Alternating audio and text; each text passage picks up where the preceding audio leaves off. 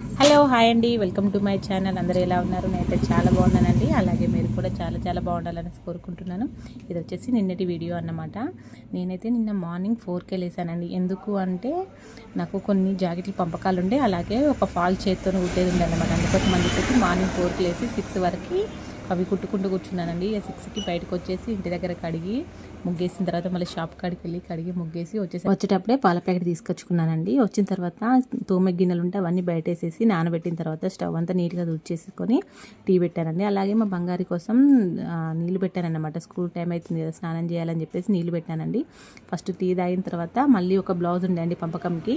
అవి 8:30 వరకు ఎట్లా ఇచ్చేదన్నమాట. అందుకోసం అని చెప్పేసి టీ తాగేసి మళ్ళీ కూర్చొని అవి పంపకం చేసుకుంటున్నాను. ఈ గ్యాప్లో మా బంగారి నీళ్ళు కాగిన తర్వాత దింపేసుకొని స్నానం చేసి వచ్చాడండి. తర్వాత మళ్ళీ నేను గిన్నెలని దోమేసుకొని స్నానం చేసేసి పూజ కంప్లీట్ చేసుకున్నాను అనమాట.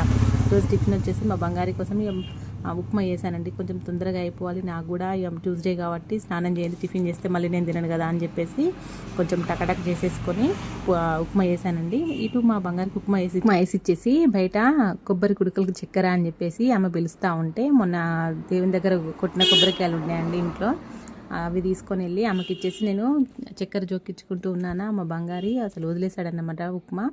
టైం అవుతుంది, నేను తినలేను, నాకు టైం అవుతుంది, నేను తొందరగా వెళ్ళాలి అని చెప్పేసి ఉప్మా వదిలేశాడండి. నేను ఎంత ఫాస్ట్గా ఎంత ఎగరం చేసినా మా బంగారు ప్రతిసారి ఇంతే అండి.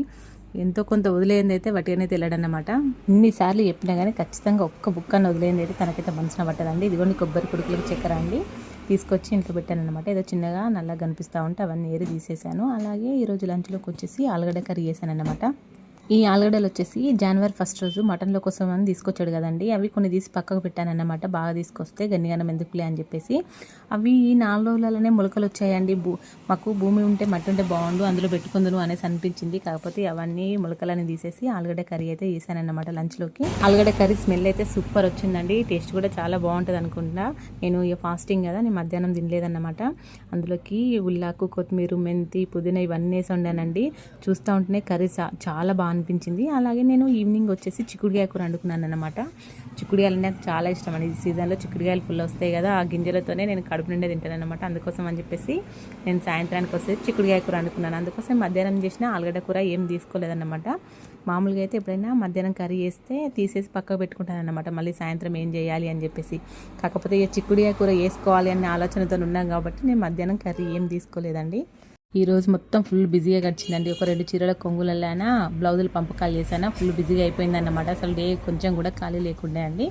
ఈ వీడియో కనుక మీకు నచ్చినట్టయితే లైక్ చేయండి, షేర్ చేయండి, సబ్స్క్రైబ్ చేసుకోండి. Thank you so much for watching.